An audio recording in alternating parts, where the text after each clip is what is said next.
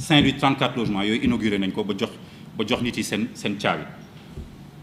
Donc dès 2026 les chiffres qu'on a ce sont des chiffres yoo xam ne c'est 2284 unités d'habitation mooy logement 921 logements et plus de 1000 et quelques parcelles viabilisées. Ce sont des chiffres yoo xam ne SNHLM defu ko depuis 2009 à peu près. Et sur le plan triennal qu'on avait, sur les 10 000 logements qu'on doit faire dans les 3 prochaines années, ce sont des chiffres que la SNHLM, si nous continuons en tout cas, ou si nous continuons, la SNHLM n'a plus fait depuis 1973, à l'époque où l'État le soutenait. Donc on était vraiment ci ay affaires yoo xam ne c'est extraordinaire. Et ce sont des choses vérifiables. Mu ngeen dem Bambilor tey jii sur les 400 logements 155 yi fondation yi jug na 155 premiers logements yi début août seront livrés si le planning est respecté, et décembre tout le projet sera livré, sans compter tout ce qu'on a livré. Ma ñëwaat si projet yi ñu war a achever. Il y avait plein de projets yoo xam ne ni Sénégalais yi dañu dugal seen xaalis. C'est pour ça que vous entendez beaucoup de gens se plaindre dugal naa sama xaalis. Man gis naa fi ñoo xam ne bi ñuy dugal seen xaalis SNHLM. Moi j'étais à peine né où j'avais 5 ans seen xaalis mi ngi woon fii ba léegi bi ma ñëwee loolu mooy dëgg. Sur la dette client on a remboursé près d'un demi-milliard, presque 500 millions yu ñu remboursé depuis que je suis là. Remboursé wu ñu ñëpp parce que c'est extrêmement difficile mënoo rembourser ñëpp en même temps, mais on a beaucoup remboursé. Te ñenn ñi on s'est rendu compte que même quand on veut les rembourser ñoom dañ la naan non ñun kër lañ bëgg. Donc on avait prévu dans tous les programmes qu'on va faire en 2026 chaque programme ñu réserver ci ay quelques maisons wala quelques parcelles pour ñooñu noonu dugaloon seen xaalis. Il y a nag une modification de prix, c'est normal parce que situation foncière bi dafa évoluer par rapport ak ñi dugaloon seen xaalis dans les années 90 2000 etc.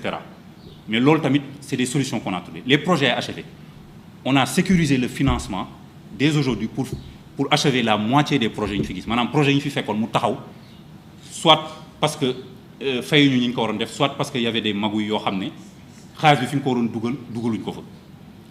On a aujourd'hui sécurisé pour financer 222 logements yoo xam ne war na pare dès cette année loolu day dugg ci 2284 logements yi ñu war a def année bi.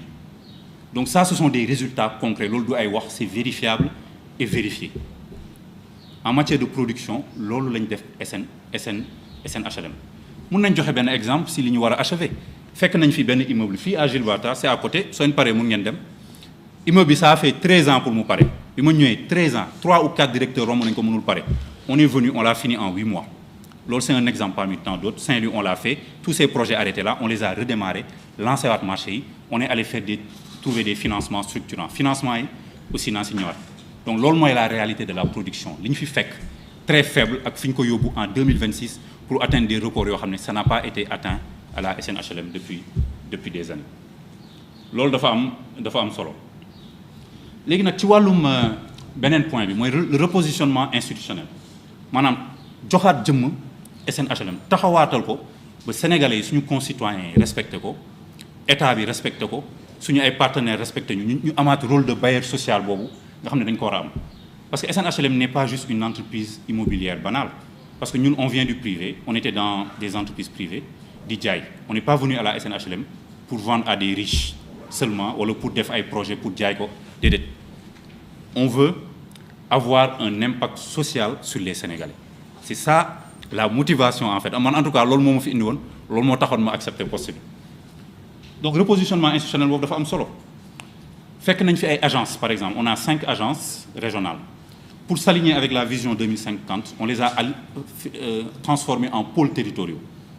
Parce que dañu bëggoon dans le cadre de la politique du gouvernement des pôles territoriaux d'équité territoriale projet SNHLM yëpp sénégalais yëpp gis ci seen bopp que ce soit à Saint-Louis, Ziguinchor, Tambacounda, Kaolack. C'est pour ça que vous avez vu récemment en janvier ñu lancer les programmes prioritaires dans les pôles territoriaux pour que sénégalais yëpp gis ko. On a même changé suñu slogan bi ñu ñëwee, on a dit que maintenant SNHLM partout et pour tous pour que mu vraiment mu nekk loo xam ne dafa inclusif. Léegi nag ci wàllum financement yeeg yooyu. Fii ni ñu doon defee financement mooy li gën a classique mooy dem leb banque mu lebal la sur 2 ans nga def sa projet su projet bi antuwul nga am ay problèmes pour fay etc. Ñun on a essayé de vraiment prendre des risques, faire autre chose.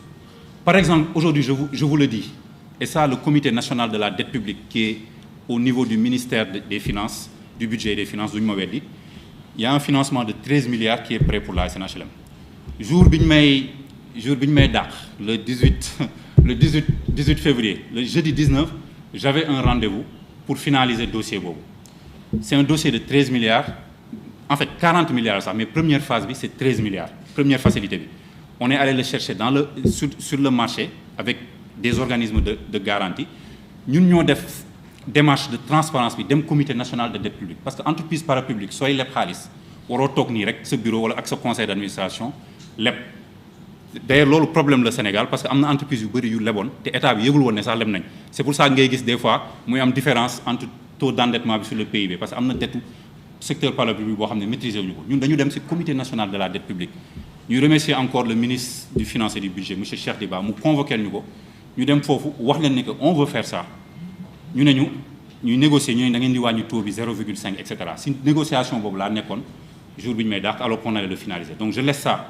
Puisque sur la DAC, nous avons engagé une signature sur le long terme, je laisse ça au nouveau DG. S'il estime pertinent de continuer, la SNHLM aura un financement qui va lui permettre de financer ses projets sur la route de Mbour et vers Thiès. Donc c'est un financement de 40 milliards en deux facilités. La première facilité est de 13 milliards. Donc c'est vérifiable auprès du Comité national de la dette publique au ministère des Finances.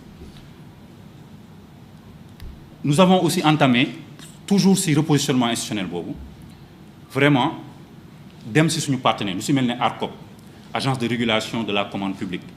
Si nous voulons innover, nous avons lancer le marché qui gagne, nous voulons faire des CPI, des contrats de promotion immobilière, des PPP par exemple. On est allé voir l'ARCOP, on a fait cette démarche, nous expliquons vraiment ce qu'on doit faire avec un accompagnement vraiment très bien. Ça nous a permis de vouloir de diversifier la manière de SNHLM de lancer ces projets. Parce qu'il y avait des projets extrêmement lourds. D'ailleurs, on était en train de travailler, lancer Dakar, qui nécessitaient peut-être d'autres choses que de lancer des marchés, mais de faire des PPP. Donc on a eu l'accompagnement de l'ARCOP. Je remercie encore le directeur général. L'autre c'est très important. Benen bi, moi, ci walum fait que nous aussi, si le financement, il y a des dépassements, il y a des comptes où on était à moins, moins 255 millions, moins 80 millions, on les a remis en note. C'est vérifiable aussi, ce sera dans le document de passation de service. Tu vois, maintenant, vraiment, bir SNHLM en interne, ce que nous avons fait, vraiment, il y a beaucoup de gens ici qui ont été surtout beaucoup de jeunes qui ont été SNHLM, qui ont projet.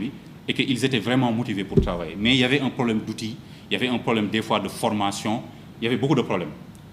On a décidé, si sur un plan stratégique de développement, le conseil d'administration validé sur un contrat de performance, nous avons signé avec notre ministère de tutelle 2025-2027, avec plan annuel de performance, qui doit permettre d'avoir 2284 unités d'habitation dès 2026, d'installer la gare, la gestion axée sur le résultat.